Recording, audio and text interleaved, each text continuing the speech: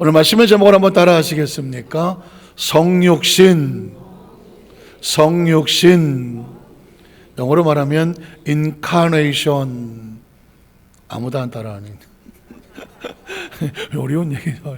incarnation, 성육신, 이런 제목으로 말씀의 은혜를 나누기를 원합니다. 지금 이스라엘 땅 팔레스타인이 거주하는 가자 지구에는 이슬람과 하마스로 대표되죠. 이슬람 대표하는 하마스와 유대인들의 치열한 전쟁이 곧 끝날 것 같지만 계속 아직도 지속되고 있는 가슴 아픈 현실에 있습니다. 도대체 이 이스라엘 백성들하고 이슬람 백성들은 왜 이렇게 원수처럼 싸울까요? 여러분 아시겠지만 이스라엘도 아브라함의 자손이고 이슬람도 아브라함의 자손이에요. 아버지가 같아요. 안타깝지만 어머니가 달라요. 이스라엘은 이삭의 자손들이거든요. 그리고 이슬람은 하갈이 낳은 이스마엘의 자손이거든요. 근데 그들은 똑같이 약속을 받았습니다. 젖과 꿀인 가나안 땅을 내가 너에게 주리라. 그 약속의 땅을 지금도 가나안 땅이라고 생각을 하는 거거든요. 예루살렘 성전이 하나님의 약속 있는 성전이라고 생각을 하는 겁니다. 그래서 이스라엘은 그 땅을 고수하는 겁니다. 팔레스타인은 원래 우리가 거기 있던 땅이야, 우리 땅이야 하고 서로 치고받고 아직도 전쟁을 하고 있는 겁니다. 왜 그럴까요? 그 이유는 그들에게 성육신이 없기 때문에 그렇습니다. 성육신이란 바로 예수 그리스도가 이 땅에 육신을 입고 온 그 예수를 메시아로 믿지 않기 때문에 유대교와 이슬람교가 우리가 믿는 기독교와 다른 이유는 그들은 성육신을 믿지 않습니다. 지금도 메시아를 따로 기다립니다. 그러나 우리는 예수님을 메시아로 믿습니다. 이 사건이 바로 성육신의 사건이거든요. 성육신이 있었다면 그들의 삶 가운데도 그런 전쟁이 있을 필요는 없는 거죠. 성육신 무슨 뜻일까요? 성육신이 무슨 뜻일까?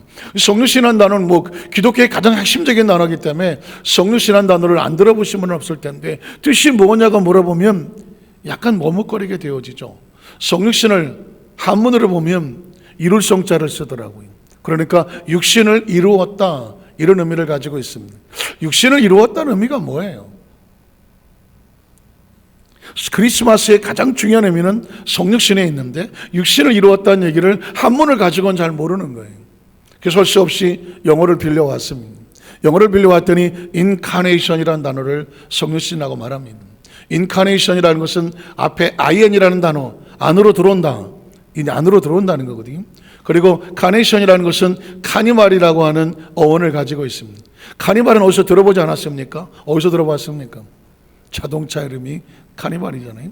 카니발의 뜻은 원래 축제라는 의미를 가지고 있으니까 그 차는 축제라는 의미를 가지고 있단 말이죠. 그러나 이 카니발의 원래 어원은 축제가 있기 전에 사육제라는 단어, 축제에서 오긴 했지만 거기에 좀 더 스페인에서 온 원어를 보면 조금 좀 입에 담기는 그렇지만 고깃덩어리라는 의미를 가지고 있습니다. 고깃덩어리라는 의미가 카니발에 있는 겁니다. 이 단어를 조금 더 승화시키면 육체가 되는 겁니다. 육체. 사실 인간도 영혼이 떨어져 나가면 남은 육체는 그냥 조금 더 직설적으로 얘기하면 남은 건 고깃덩어리 아니겠습니까? 조금 표정이 좀 그러긴 하지만 그렇지만 그 육체라고 말하는 그 육체 속에 뭐가 들어옵니까? 아이엔, 하나님이 들어오시는 겁니다. 그래서 뭐가 되냐면 인간의 몸을 입으셨다. 그래서 성육신, incarnation, 이런 성육신이라는 말을 쓰게 되는 겁니다. 그러니까 예수님이 땅에 오셨습니다 라고 하는 표현 속에는 하나님이 육체 가운데 들어오셔서 우리와 같은 사람이 육신이 되셨습니다. 이게 뭐다? 성육신이라는 의미를 가지고 있습니다. 그러면 성육신이 왜 필요하냐고 묻는 거죠. 성육신이 왜 필요할까? 성육신 하신 예수님 땅에 오신 목적이 뭘까? 여러분 보십시오. 제가 여기서 여러분에게 3차원과 4차원이라는 의미를 쓰게 될 겁니다. 이미 알고 계시고 제가 수도 없이 말했기 때문에 이미 아시는 분도 계시지만 조금만 또 안 쓰다 보면 잊어버릴 수 있거든요. 아까 제가 말씀했습니다. 육체는 3차원적인 존재입니다. 3차원이란 시간과 공간의 제한을 받습니다. 저와 여러분은 시간과 공간의 제한을 받는 존재죠. 3차원적인 존재라고 말해요. 그런데 그 안에 들어오시는 영은, 하나님은 시간과 공간의 제한을 받지 않으시는 4차원의 영이십니다. 그러니까 성육신이란 뭐냐면 창조주가 이 3차원의 세계에 들어와서 우리와 함께 거하신다고 하는 어마어마한 사건의 이야기입니다. 그래서 이건 3차원의 예수 그리스도가 이 땅에 오시기 전에 하나님을 막연하게 믿었던 사람들 가운데에 우린 시간과 공간의 제한을 받고 영이라는 존재를 본 적도 없고 볼 수도 없고 만질 수도 없는 영적인 세계인데, 이걸 우리에게 가르쳐 주려고 하면 하나님의 나라에서 우리 가운데 오셔야 돼요. 그리고 우리로 하여금 깨달아 체험하게 만들어야 되죠. 그래서 이 성육신이라는 이 성탄절의 가장 중요한 의미는 뭐냐? 육체를 가지고 살아가는, 시간과 공간의 제한을 받는 저와 여러분이 예수를 믿음으로 영혼의 세계를 알게 되고 4차원의 세계를 알게 되고 하나님의 세계를 알게 되는 사건, 이게 뭐다? 성탄절인 거예요. 자, 오늘 그러면 첫 번째로 말씀과 생명으로 오신 예수 그리스도의 창조주를 선포합니다. 요한복음 1장 1절에 들어가면서 제가 여러분에게 이 성경 속에 있는 3차원과 4차원을 분해를 하겠습니다. 뭐가 3차원이고 뭐가 4차원인지를 제가 차근차근 설명해 들어가는 이유, 성경은 온통 3차원과 4차원이 섞여 있어요. 저도 어렸을 때 성경을 읽을 때마다 이게 3차원이 4차원인지 전혀 모르고 그냥 성경을 그대로 읽었습니다. 읽다가 보니까 이게 막 3차원이 4차원이 뒤섞여 있으니까 어떤 것은 기적이고 어떤 것은 현실로 느껴지는 거죠. 이 현실을 3차원이라고 말하고 기적을 4차원이라고 말하니까 어떤 사람은 야, 성경 이거 기적적인 사건만 있어서 현실성이 없어, 이렇게 생각하는 사람은 3차원과 4차원을 모르기 때문에 하는 겁니다. 자, 여러분에게 제가 좀 알기 쉽게 성경을 요한물장처럼 한번 3차원과 4차원 나눠보겠습니다. 태초의 뜻이 무슨 뜻일까요? 우리의 성도들은 IQ가 최소한 150이다. 그리고 함께 말씀을 읽다가 보면 머리는 엄청 좋아진다. 전혀 모르던 세계도 알게 된다. 태초 무슨 뜻일까요? 제가 수도 없이 여러분에게 말씀을 드렸고요, 3차원과 4차원을 구분하는 그 첫 번째 단어가 뭐냐면 태초라는 단어입니다. 혹시 한문을 기억하시면 태초는 초자가 무슨 초자일까요? 처음이란 초자입니다. beginning, 영어로 말하면 처음이란 숫자입니다. 그런데 태자는 클 테입니다. 가장 크다는 겁니다. 시간 속에서 가장 처음으로 첫 출발하는 가장 큰 시간, 이걸 영어로 말하면 in the beginning of the time. 지금 2023년 얼마 앞서 2014년이죠. 거꾸로 뒤로 올라가면, 거꾸로 막 올라오면 1900, 1800, 1700, 1600 BC를 지나서 마이너스로 뒤로 막 올라가다면 언젠가는 시간이 딱 튕기던 처음 출발하던 시간이 있지 않겠습니까? 처음 빵 하고 출발하는 시간의 처음, 그걸 뭐라고 말한다? 태초라고 말하는 겁니다. 그걸 태초라고 말합니다. 그 시간이 처음 출발함으로 말미암아 3차원의 세계가 출발하는 것입니다. 공간도 마찬가지입니다. 우주가 어마어마하게 크지만 빅뱅이라고 하는 얘기도 들어보셨죠? 우주학자들은 우주는 처음의 시작은 아주 조금했을 거라고 생각합니다. 어느 순간에 빵 하고 터졌습니다. 그걸 빅뱅이라고 말합니다. 우주가 빵 하고 터지면서 지금도 커지고 있다, 이렇게 말하고 있습니다. 그러니까 처음 우주가 출발을 하고 공간이 출발을 하고 처음 시간이 출발을 하고 그 안에 생명이 존재할 때 이걸 3차원의 세계라고 말합니다. 그러니까 태초라고 하는 단어는 사실 저와 여러분이 사람으로 태어나서 이걸 모르고 산다는 건 도대체 내가 누군지도 모르고 내가 어떻게 이렇게 사는지 의미를 모르는 거예요. 이건 가장 기본적으로 아셔야 돼요. 인간은 시간과 공간 안에 하나님의 생명을 가지고 주어진 시간 속에 살아가는 존재입니다. 그러니 태초란 뭐냐? 하나님이 처음 시간을 출발하면서 3차원이 출발하는 시간, 태초는 3차원입니다. 자, 말씀은 뭐예요? 말씀이라고 하는 것은 로고스라고 표현이 되면서 가장 완벽한 지성. 내가 어렸을 때 좀 똑똑하다는 소리 좀 들었다. 야, 그 사람은 좀 지성적이야, IQ가 높고 배운 게 많아, 인텔인가 봐, 뭐 이런 얘기 많이 들었을 것입니다. 기억하십시오. 그 모든 지식의 가장 완벽한 지식, 최고의 지성, 이걸 뭐라고 말하냐면 로고스라고 말합니다. 이게 얼마나 다행입니까? 우주 만물, 저와 여러분을 만든 그 어떤 그 지성이 만이 하나 99.9%만 지성이 있어, 0.1%의 실패가 있어. 그러면 뭐가 될까요? 우주는 완벽하지 않아요. 인간도 완벽하지 않아요. 그런데 저와 여러분을 지으시고 우주를 창조하시고 이끌어가시는 그 하나님은 어떤 분이냐? 최고의 지성이라는, 그게 로고스라고 말하고 말씀이라고 말하는 것입니다. 그러니까 3차원의 세계 속에 말씀에 계셨더라. 이 말씀은 4차원에 계시면서 3차원을 만들기 때문에 3차원 4차원에 공존하시는 최고의 지성, 그 말씀에 계셨더라. 이 말씀은 최고의 지성인 하나님이 하나님과 함께 계셨다, 하나님 안에 있다. 하나님을 또 다른 말로 말하면 최고의 지성이죠. 그 하나님께 계셨으니 이 말씀은 곧 하나님이다. 하나님의 속성이며 하나님과 함께한다. 조금 눈치가 채셨습니까? 뭘 3차원과 4차원으로 구분하는지 그 다음 절을 보겠습니다. 자, 그가 누굴까요? 말씀이, 최고의 지성이 태초에 처음 3차원이 출발할 때 누구랑 함께 계셨다? 하나님과 함께 계셨다. 하나님이시면서 하나님과 또 다른 존재로 계셨다. 그 다음 절을 보면 그래서 만물은 3차원입니까? 4차원입니까? 모든 만물은 만들어 놓은 피조물이니까 3차원이죠. 저와 여러분을 통해서 이 세상의 우주 안에 모든 것들은 3차원입니다. 시간이 지나면 낡아지고 수명이 지나면 끝나는 겁니다. 만물은 3차원입니다. 그런데 만물이 그로 말미암아, 그가 누굴까요? 최고의 지성이죠. 최고의 지성인 하나님의 최고의 지성인 말씀으로 말미암아 지은 바가 되었다. 만물은 지어졌습니다. 자, 그렇으니 지어진 것이 하나도 누가 없이는, 그 만물, 최고의 지성, 만물을 만든 하나님이라는 존재가 없이는 된 것이 없다. 저와 여러분은 우연히 된 존재가 아니라 최고의 지성이 하나님 형상과 모양을 따라 우리에게 영을 부어주시고 우리를 만들어내신 존재입니다. 자, 그 다음 절에 보면 그래서 그 안에 뭐가 있다? 그 최고의 지성, 그 말씀 안에 뭐가 있었다? 생명이 있었다. 이 생명은 저와 여러분의 목숨의 생명이 아니에요. 우리의 목숨은, 생명은 3차원입니다. 시간이 지나면은 이 땅에서 사라지는 존재. 그러나 이 생명은 생명의 소스예요. 생명의 원천입니다. 하나님의 생명이에요. 그 하나님의 무한한 생명을 갖고 계셨는데 이 생명은 누구의 빛이다? 사람은 3차원입니까? 4차원입니까? 3차원의 존재, 육신에 있으면 3차원이잖아요. 우리의 생명은 어디서 왔느냐? 하나님의 생명으로 왔다. 그러니 우리의 생명은 이 생명을 얻기 위해서 가장 갈구하고 바라보고 나아가야 될 것이 어디예요? 빛이, 그 영원한 생명이 우리의 생명을 존재하는 것입니다. 믿으십니까? 자, 그러니까 이걸 아는 사람은 우리의 생명을 어디서 찾아야 돼요? 하나님 안에서 찾아야 되고 말씀 안에서 찾아야 됩니다.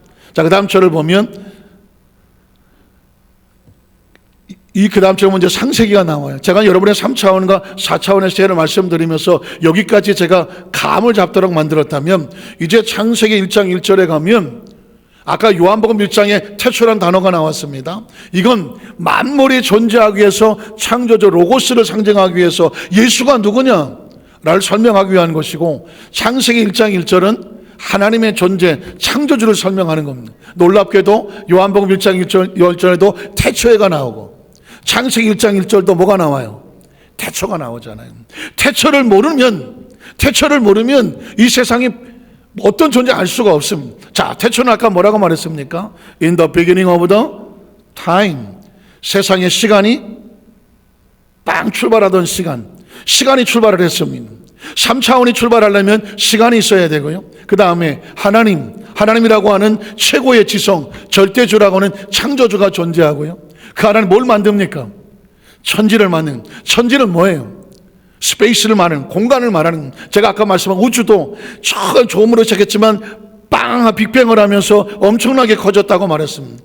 모든 별들이 존재할 수 있는 거대한 우주가 되었다. 하나님께서 시간도 처음은 1초부터 출발하는 것이고 우주도 작은 점처럼 출발하지만 빵 하고 빅뱅하면서 우리가 알 수 없는 사이즈로 출발을 해서 그 안에 천지를 뭐 하시더라? 창조하더라. 어떤 인간이 창조란 말을 씁니까? 피조물은 절대로 창조란 말 쓸 수 없습니다. 창조의 뜻이 뭘까요? 무에서 유가 존재하는 겁니다. 무에서 유를 존재할 수 있는 것은 뭐밖에 없다? 창조주밖에 없다. 물은 뭐냐? 3차원 밖입니다. 유라고 하는 것은 3차원입니다. 3차원을 만들려면 3차원 밖에 있는 영적인 존재가 3차원을 만드는 겁니다. 창조주는 그러므로 3차원을 넘어서 4차원적인 존재라는 것을 설명하고 있는 것입니다. 오늘 저와 의식과 사고 속에서 성육신이라고 하는 것은 뭐냐면 하나님이라는 하나님의 영이 육신의 몸을 이 땅에 오셨다. 예수를 믿으면 뭐가 생기냐면 나라고 하는 존재가 육체로 끝날 존재가 아니라 영이 살아나서 하나님의 자녀가 되는 영적인 눈이 떠지는 사건, 영적인 귀가 열리는 사건, 하나님의 존재가 되는 사실을 깨달아지는 사건입니다. 그러므로 이 땅에 존재하는 모든 생명은 다 하나님을 모르면 3차원적인 존재입니다. 그래서 예수님께서 예수를 믿지 않는 사람들에게 장례를 치르니 어떻게 할까요? 죽은 자들은 죽은 자들로부터 장례하게 하라. 4차원의 영이 떠지지 않은 자들은 영적으로 보면 다 죽은 자들과 같아요. 혹시 집안에 개를 키우십니까? 우리 집에 개가 있다. 없습니까? 하나도? 이상하다.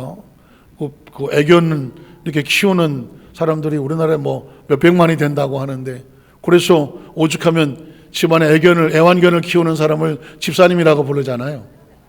견집사님이라고. 그래서 개를 다 돌봐줘야 되기 때문에 고양이 키우면 뭐 양집사님이라고 그러던가 뭐 이런. 어쨌든 간에 지금은 이 애완견들이, 반려견들이 굉장히 참 대우를 받는 그런 식에 살고 있습니다. 혹시 아십니까? 엘리베이터를 타면은 딱 보면 이러잖아요. 앉았고, 아유 엄마가 해줄게. 깜짝 놀라잖아요.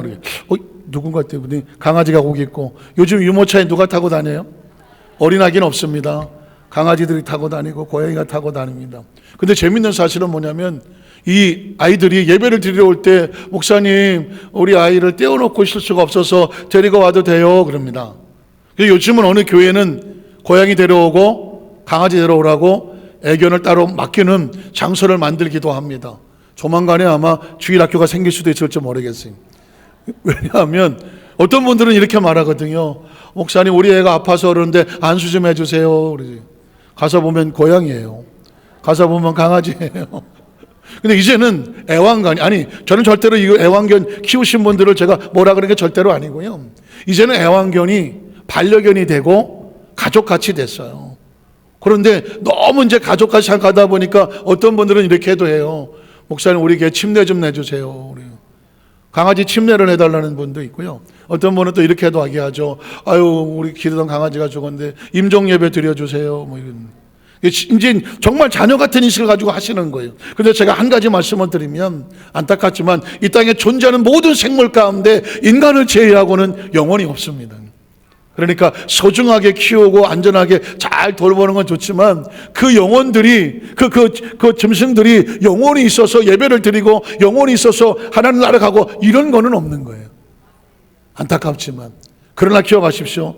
예수를 믿는 크리스찬, 이 땅의 모든 인간들은 예수를 믿음으로 말미암아 육신은 3차원으로 존재하죠. 영혼은 4차원적인 존재가 되는 겁니다. 그래서 인간을 3+라고 사랑, 예수님을 구주로 믿으시면 아멘 하시기 바랍니다. 예수를 구주로 믿느냐고 끊임없이 고백하는 건 인식하라는 겁니다. 내가 육신을 가지고 이 땅에 존재하게 됐지만 나는 영혼을 가지고 있는 하나님의 자녀입니다. 믿으십니까? 이거를 의식하고 나야 성경 속에 있는 3차원과 4차원의 이야기를 분리시킬 수가 있습니다. 우리 성육신과 같은 게 뭐냐? 성령 강림입니다. 사도행전 2장에 보십시오. 1절 이하를 보면 예수를 부인하고 피투성이로 전락했던 사람들, 죽음을 두려워하는 사람들, 그들은 모두 마가다라방에 갇혀 있었습니다. 무서워 숨어 있었습니다.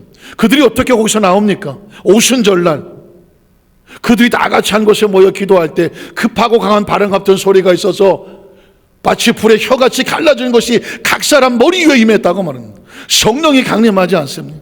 그들이 성령의 충만함을 받고 성령의 말하게 하심을 따라서 다른 방언으로 말하기를 시작했습니다. 무슨 일이 벌어졌습니까?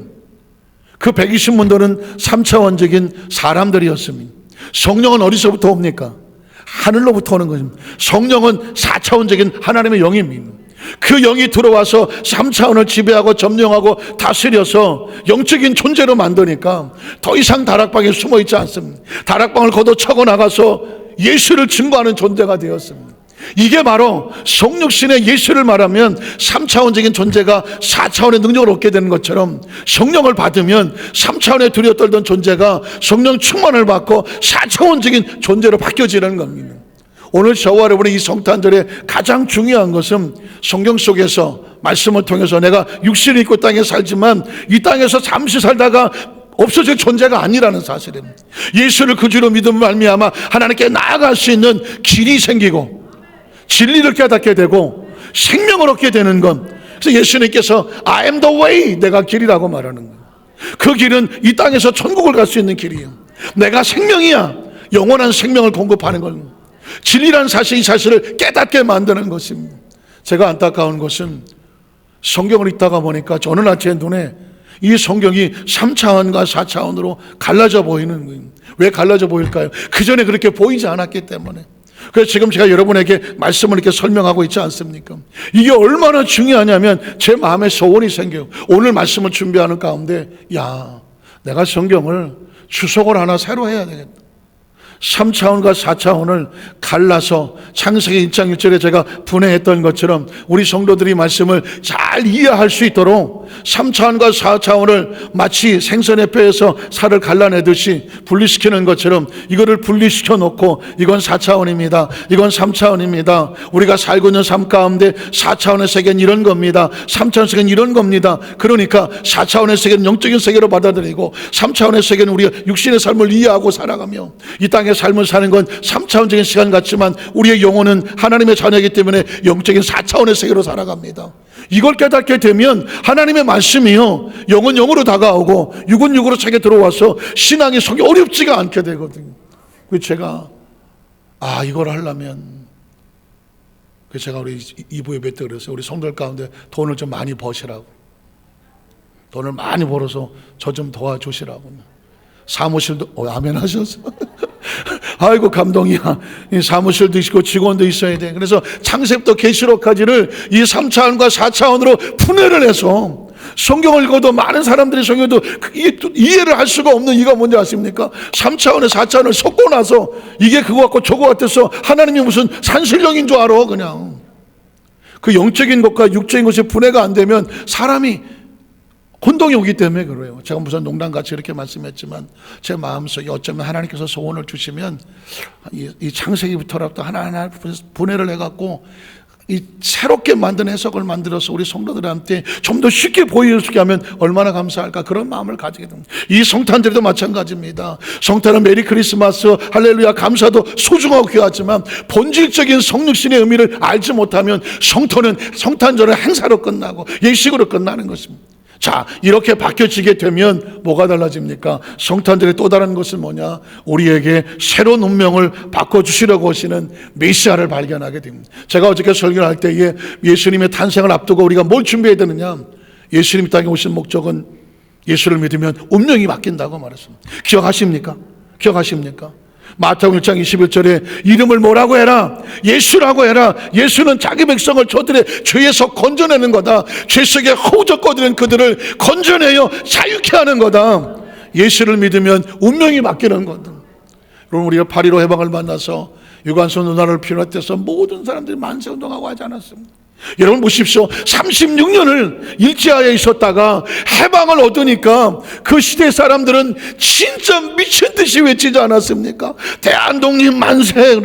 우리나라가 해방을 얻었다, 자유를 얻었다. 이건 갇혀본 사람만 아는 겁니다. 여러분, 죄 속에 갇혀보셨습니까? 죄 속에 시달려 보셨습니까? 죄책감을 느끼며 죄 가운데 묶여서 고통의 아픔을 겪어보셨습니까? 이 죄에서 내가 어떻게 빠져나오나 고민해 보셨습니까? 이걸 해결할 수 있는 길은 아무 데도 없습니다. 돈으로 의를 삽니까? 무엇으로 의를 삽니까? 오직 예수를 믿는 자마다 멸망하지 않고 영생을 얻게 하려 하십니다. 예수님은 이것 때문에 이 땅에 오셨습니다. 이 땅에 오신 것이 바로 성탄절인데, 성탄절은 뭐냐? 생명을 살리는 길이거든요. 멸망하지 마라. 그 예수가 왔다. 예수를 믿고 예수를 만나면 영원히 사는 생명, 운명을 바꾸는 겁니다.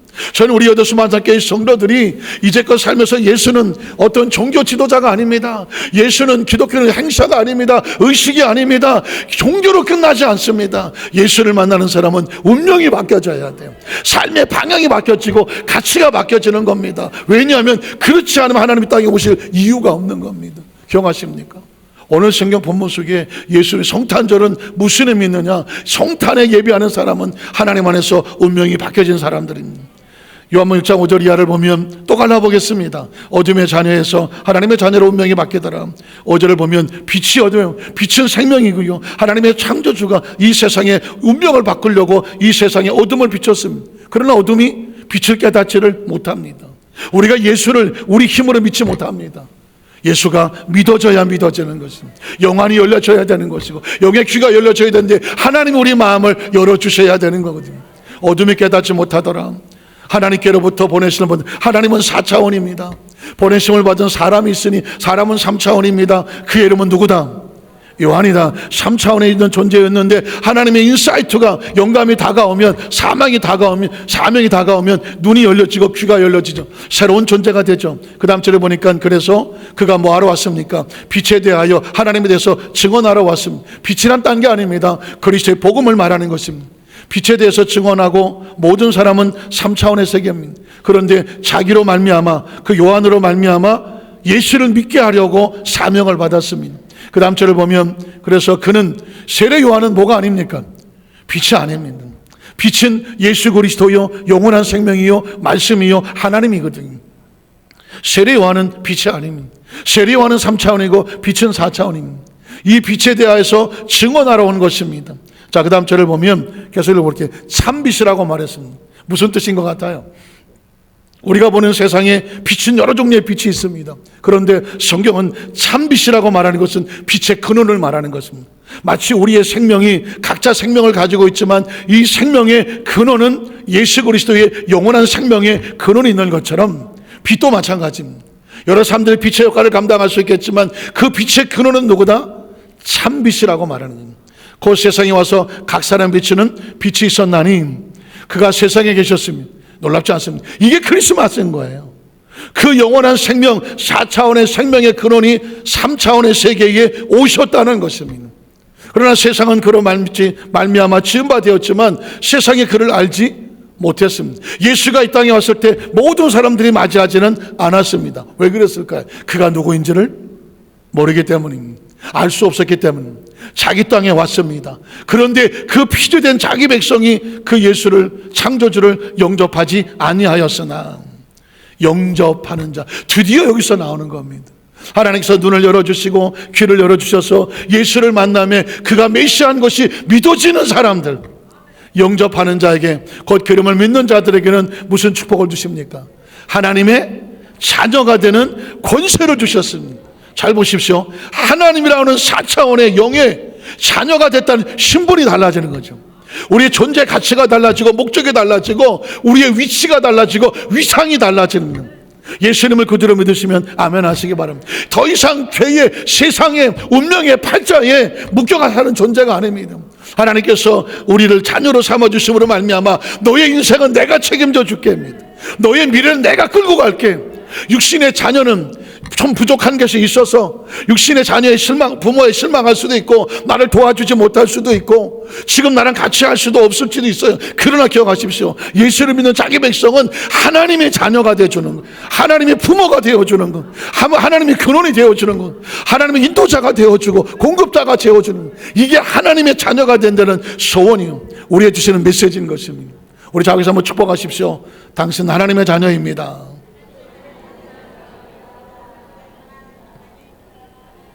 믿으십니까? 성탄절에 땀 뻘뻘 흘며 설교하긴 처음이에요. 기억하십시오. 하나님께서 우리를 향한 이 열정과 열망이 우리에게 내가 너를 어떻게든지 건져낼게, 어떻게든지 내가 너를 살려줄게, 어떻게든지 내가 너의 앞길을 인도해 줄게. 세상에 절망하지 마라, 사람에 절망하지 마라, 부모에게 절망하지 마라, 친척에게 절망하지 마라, 친구에게 절망하지 마라, 돈이 없다고 절망하지 마라, 나이가 많다고 절망하지 마라. 이건 3차원적인 사건이다. 4차원의 하나님은 전능하시다. 그분의 지성은 완벽하시다. 그분의 계획은 정확하다. 하나님께서 성경 속에 우리에게 말씀하는 것은 아무것도 염려하지 말라는 거예요.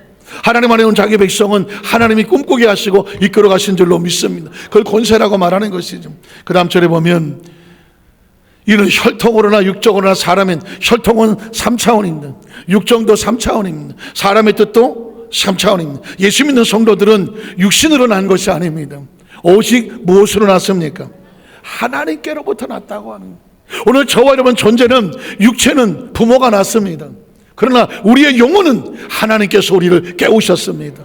살리셨습니다. 하나님의 자녀로 만들어주셨습니다. 그러므로 육신은 잠시 있다가 벌쓸지 모르지만 우리 영혼은 하나님 안에서 영원히 사는 존재라는 것입니다. 그 영혼이 그것을 느끼고 있어야 육체를 지배하고 다스리면서 삶 가운데 정확하게 살아가는, 염려하지 않고 살아가고 낙심하지 않고 살아갑니다. 저는 이것을 알기 전까지는 저도 어렸을 때 굉장히 낙심하고 좌절하고, 가만히 생각하니까 우리 부모님도 우리 키워나고 얼마나 고생하셨을까. 그러나 그 시대가 힘들었어요.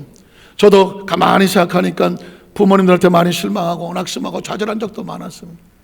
예수를 믿었음에도 불구하고, 그러나 어느 날 하나님의 자녀라고 하는 인식이 내 머릿속에 들어오면서 나에겐 하나님이 있다. 한번 따라하시까? 나에게는 하나님이 있다. 그분에 대한 절대 신뢰와 믿음을 가지고 달려와서 여기까지 와서 보니까 그게 얼마나 큰 은혜인지 몰라요. 오히려 우리 부모님들이 부족하게 느꼈지만 그것 때문에 나에게 더 간절히 나가다가 보니까 하나님께서 이끌어오셨고 공급하셨고 부족함이 없었습니다. 오늘 저와 여러분에게 하나님 말씀합니다. 이 성탄절에 기뻐하고 즐거워하고 축하하고 파티하고 다 좋습니다. 그러나 이 성탄절에 중요한 것은 그분이 나를 사랑하시고 역하셔서 그 생명을 쏟아주시고 육신의 몸으로 입고 오신 그 하나님의 은혜가 내 속에 절박한 감사가 고백돼야 그게 성탄절입니다. 또 성경은 말합니다. 그 다음 절에 보면 말씀이 뭐가 돼요? 이게 성육신이거든요. 말씀이 육신이 돼요. 이게 인카네이션이고요. 이게 크리스마스예요.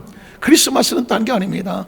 하나님이 그 최고의 지성이 우리를 사랑하시고 우리 가운데 오시려고 말씀이 육신이 되어 우리 가운데 거하심에 하나님 우리와 함께 계셔 주시는 것이고, 우리가 그의 영광을 보니 아버지 독생자의 영광이요 은혜와 진리가 충만하더라.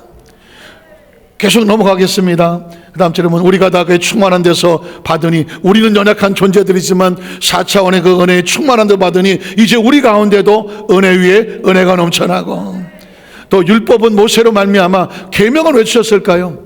우리가 이 땅에 삶을 살지만 하나님의 자녀답게 살려면 이걸 붙잡고 살아야 돼. 구약시대 성도들은 율법으로 살았습니다.